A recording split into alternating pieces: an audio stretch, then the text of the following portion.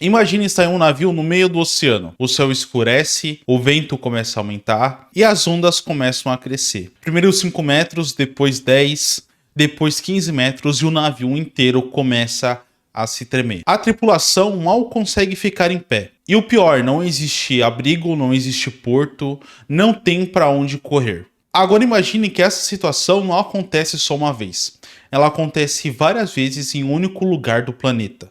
Um lugar tão perigoso que durante séculos os marinheiros chamaram essa rota como um portal para o inferno. Esse lugar existe e se chama Cabo Horn. Hoje você vai descobrir porque milhares de navios desapareceram nessa mesma rota e até mesmo os capitães mais experientes respeitam esse ponto do mapa. E no final você vai entender por que os marinheiros preferem passar semanas extras com seus navios do que passar por esse ponto do mapa.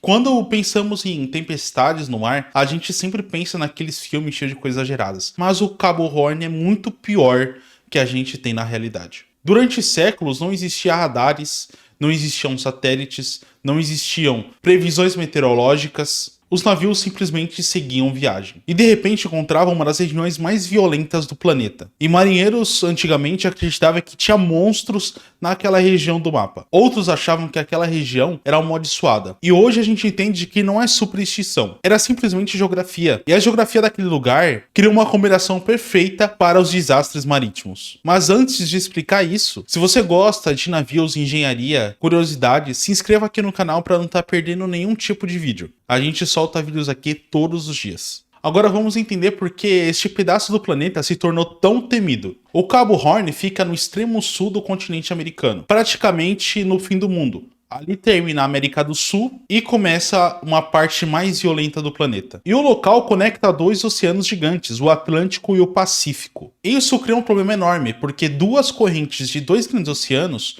criam uma correnteza gigantesca e que se encontram ao mesmo tempo. Os ventos extremamente fortes circulam por ali, ao redor da Antártica, sem encontrar obstáculos. Não existem continentes bloqueando esses ventos. Eles percorrem milhares de quilômetros ganhando muita força. Quando finalmente chega ao Cabo Horn, eles carregam uma energia gigantesca. É como se fosse toda a força do oceano concentrada naquele ponto. Agora vem a parte mais impressionante. O problema não era só apenas a tempestade. Era a combinação de vários fatores ao mesmo tempo. Primeiro vinham os ventos. Os ventos vinham numa rajada de mais de 100 km por hora. E isso até que relativamente é comum. Depois vinha diferentes correntezas se encontrando ao mesmo tempo de diversas direções. Depois as ondas. E tem relatos naquele lugar que as ondas passam de mais de 20 metros. Pra gente fazer uma comparação, pense em um prédio de 6 andares. Agora imagina este prédio vindo para cima de você.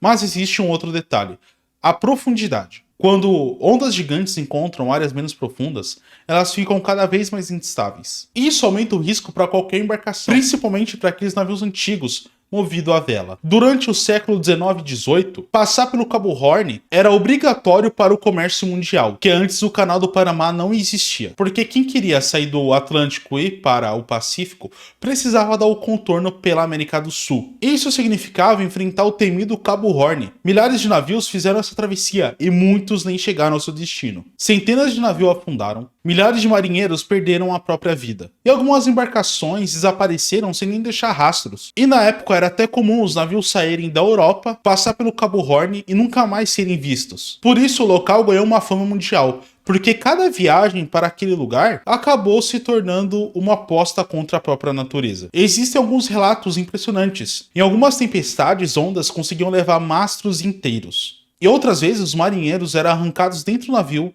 só pela força da água. Navios podiam passar dias lutando contra os ventos do Cabo Horn. Algumas embarcações ficavam semanas tentando dobrar o cabo. Elas podiam até avançar durante o dia, mas à noite era empurrada novamente. Agora imagine lutar contra uma corrente gigantesca sem sair do lugar. Era exatamente a sensação que os capitães relatavam na época. Eles relatavam também que a região parecia viva, como se estivessem constantemente tentando impedir os navios. Tudo começou a mudar em 1914, quando o Canal do Panamá começou a ser construído. Aí surgiu uma alternativa, os navios não precisavam mais fazer o contorno pela América do Sul. Agora eles podiam fazer uma rota muito mais curta, atravessando de um continente para o outro. O impacto do Canal do Panamá foi gigantesco, porque o tempo de prazo para chegar ao destino diminuiu e o comércio começou a ganhar muito mais força.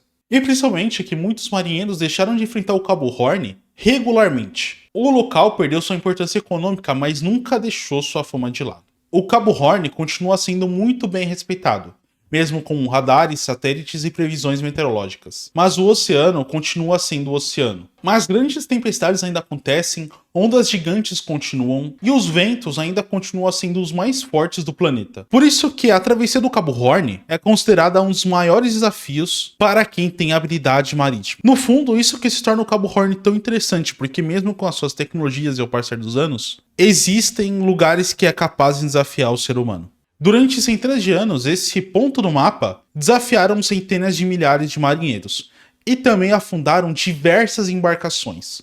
E talvez a parte mais impressionante seja que o Cabo Horn não foi inventado por um ser humano e também não foi criado por causa de uma guerra. Foi a própria natureza que construiu um dos maiores desafios da navegação mundial. Agora comenta aqui embaixo se você teria coragem para fazer essa travessia pelo Cabo Horn.